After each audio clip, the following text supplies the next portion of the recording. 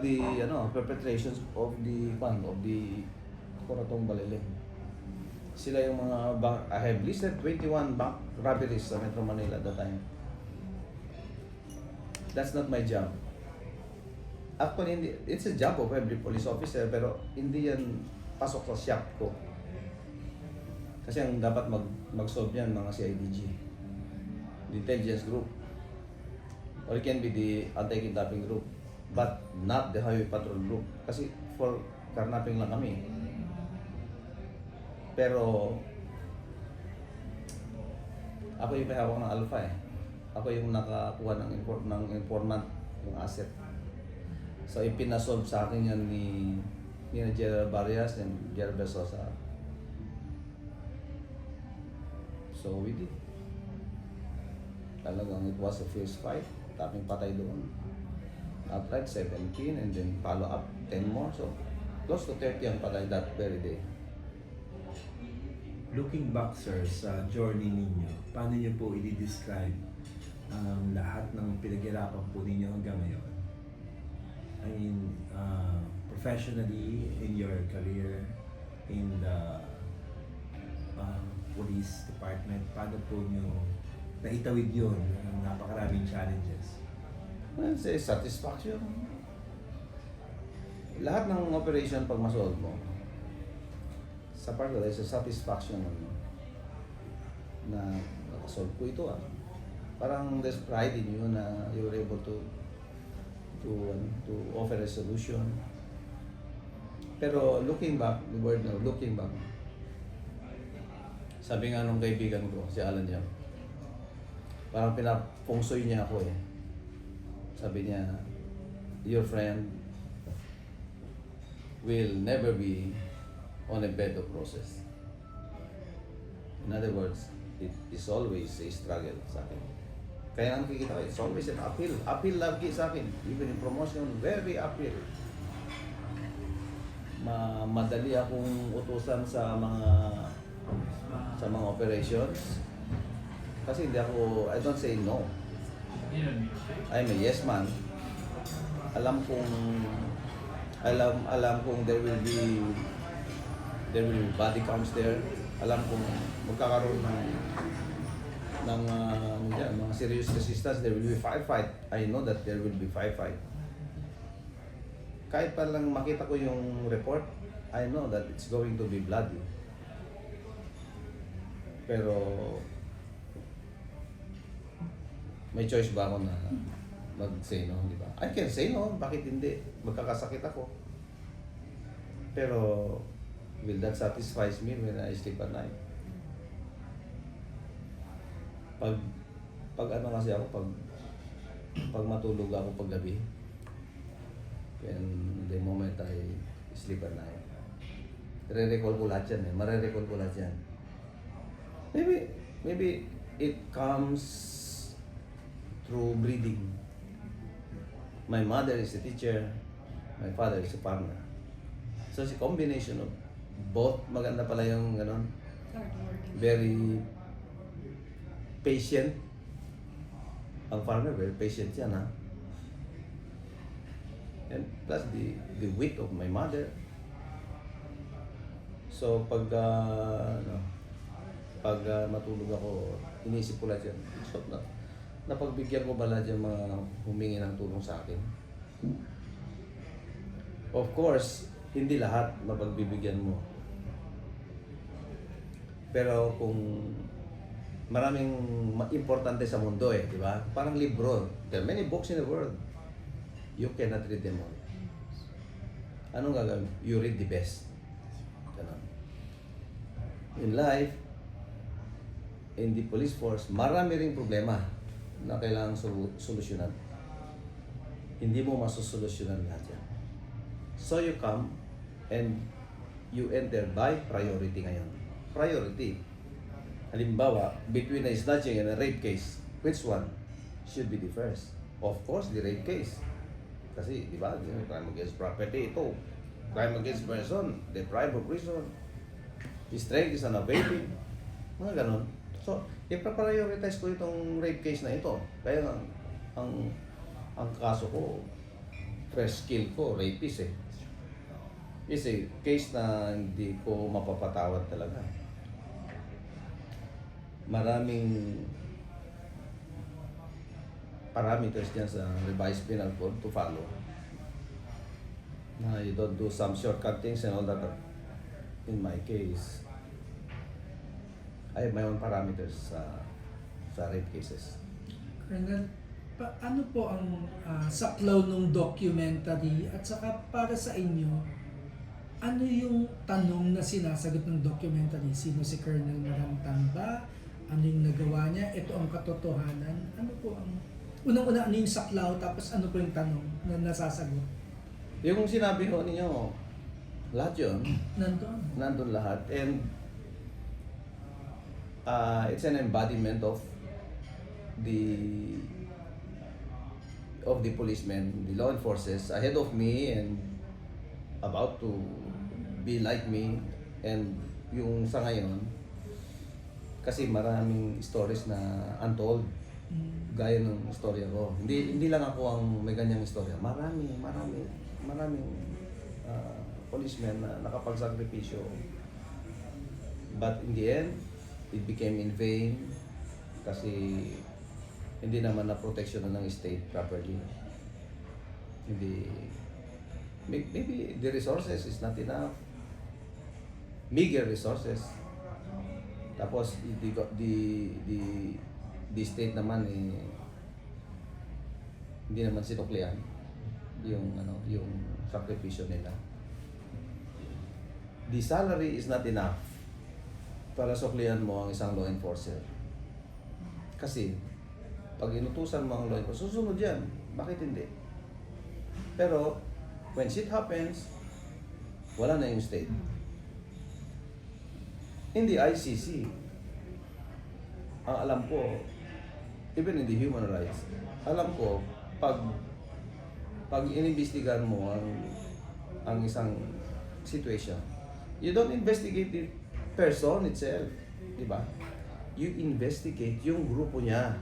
Halimbawa, at that time, highway patrol ako o CIDG ako. Imbestigahan mo yung CIDG, anong kulang?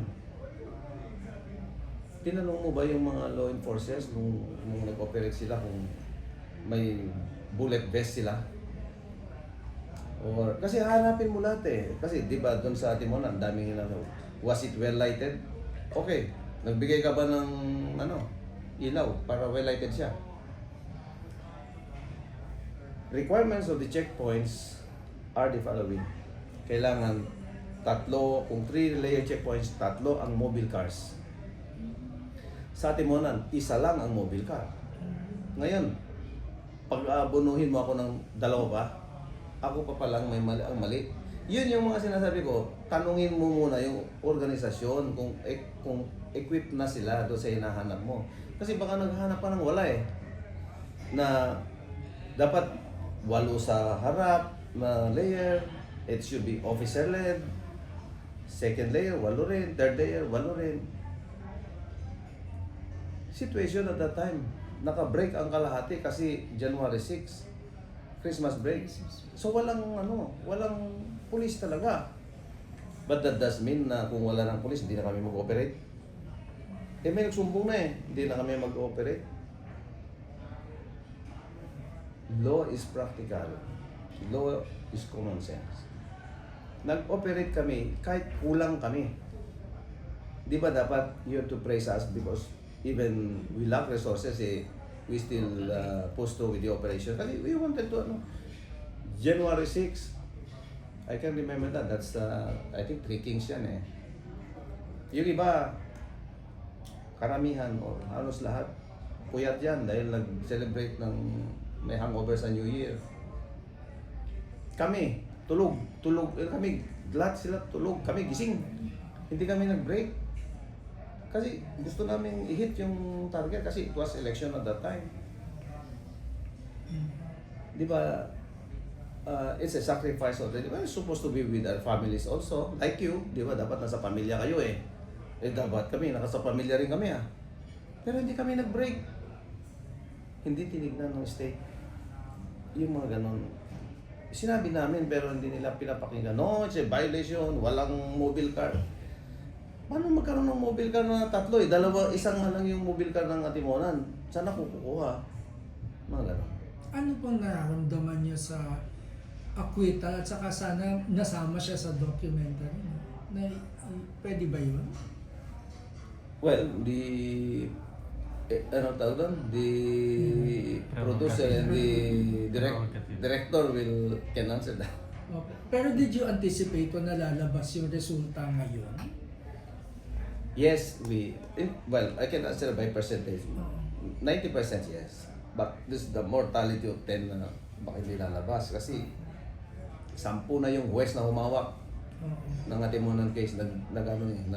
Inhibit sila. For how many years po? Close to 13 years. 13. Oh. Now, you ask me if I'm happy Ano po feeling niyo? Ano after feeling 13 years? My answer is yes. Happy ako na nag-exonerate ako. Pero, there's pain in it. It is yes, I'm happy, but there's pain in it. Why? Kasi the speedy trial ay speed bagal. Ang tagal. Masyado. Di ba?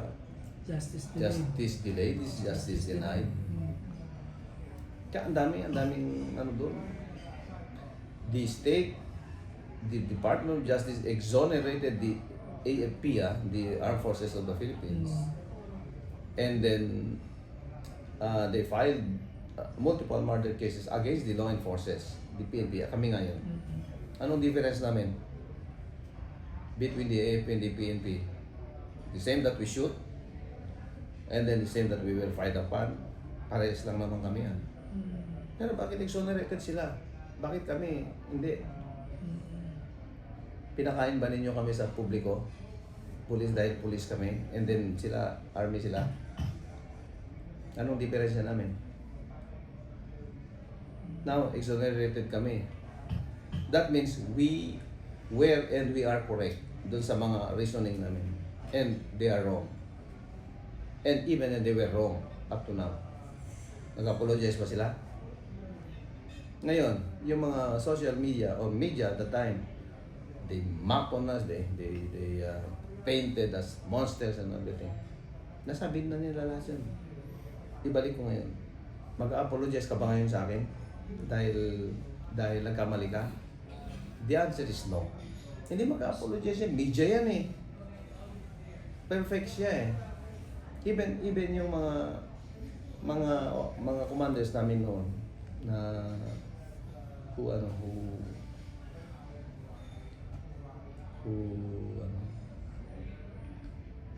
pinakain nila kami sa mga monsters. Mag-apologize ba sila ngayon? Sa amin, walang there's no ang tawag ito, walang masyadong malasakit sa mga operatiba. Well, I can say that in the PNP.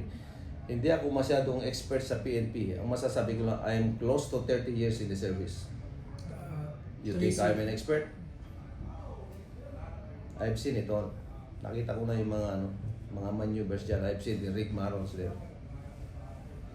In the 5 pillars of criminal justice system, I think I've seen it all. The law enforcement side, the prosecution, the judiciary, the correction, and the state. Nakita ko na yan. Nakita ko. Maraming i-correct. Question, bakit ang isang akusado na convict nalagay sa kulungan for corrections? Tanong, nagbago ba? Kung hindi nagbago yan, it defeats the purpose of the system. Hindi, nakulong. Paglabas, mas grabe pa. Kung nung nakulong yan, snatcher. Paglabas yan, bank robber na. Yan yung these are the concerns na should be addressed. Bakit yung iba? Like for instance, Singapore, South Korea, Japan. I've been there also. Nakita ko rin naman yung ano nila eh. Nakita ko naman yung sistema nila eh. Bakit ganun? Hindi natin magawa dito. Mali yung system o mali yung magpapalakad ng system. So those are the things na gusto ko ring mabigyan ng konting intervention. And one of the many cases is the case of Colonel Hansel Maranta. That's being portrayed in the likod ng Chiapa. And all of it, lahat ng mga sinasabi ko, nandun lahat sa likod ng Chiapa. Wala sa harap. Kaya yun na yung ano ni Miss Edith. Ikwento na natin yung nasa likod ng Chiapa. And all. Marami pa. Kada operations, iba-iba. Kaya nga, yung sinabi ko dun sa sa mga junior officers, ang moral lesson dito sa mga operations na ito, lalo na yung Antimonan case na nakulong tayo. Kasi I have only little 1 year or more than 1 year left sa service. I'm about to retire. Kapag mag-operate kayo, wag lang kayong nakatingin doon sa firing line or sa front line. Kasi pag inutusan kami, nakatingin kami sa front line eh. Where the line of fire is, doon kami mag-concentrate eh. Dapat pala concentrate ka rin sa likod. Tingnan mo rin yung nag-uutos. Baka nandun ka, nakipag-firefight ka, yung isa naka-double play na, nakatakbo na siya. Pagdating ng indulto, ay di ako kasama dyan ha, wala akong utos sa'yo. Ilaglag ka. Ilalaglag ka. Kaya pag tignan mo yung boss mo pala, yun, that's the moral lesson. Tignan mo yung boss mo, baka hindi naman siya all in. Baka hindi siya naka-all in. Kaya kung ganun lang din naman, you have a choice. Pwede mong ituloy. Pwede kang magpakabayan, gaya ko, at makulong ka, masugatan ka, you will be put to jail. Okay lang kung makakalaya ka. Eh paano kung hindi ka nakalaya? Kasi sa kulungan, hindi lang ikaw ang nakakulong. Nakakulong ang pamilya mo dyan. 13 families were put under incarceration for close to 5 years. Families, I refer to the wives and children who went to school, bullied at that every day. Oh. Those were the pains sa likod ng Chiapa. Maraming stories dyan. At lahat yan, mga I'm the commander, I have to shoulder their problems. Not only financially, but morally, spiritually, in jail. Hindi lang legal fight. If you're in jail, there's a spiritual battle, there's a financial battle, emotional, mental, lahat ng battles yan. Nandyan lahat. And you have to be tough as a leader. Like, well, when the going gets tough, the tough gets going. Sabi nga, di ba? Walang sukuan, di pa kayo sumuko. Hindi tayo dapat pwedeng sumuko. Walang panahon para sumuko. Kasi in the Nietzsche's philosophy, as long as it will not kill you, it will make you stronger.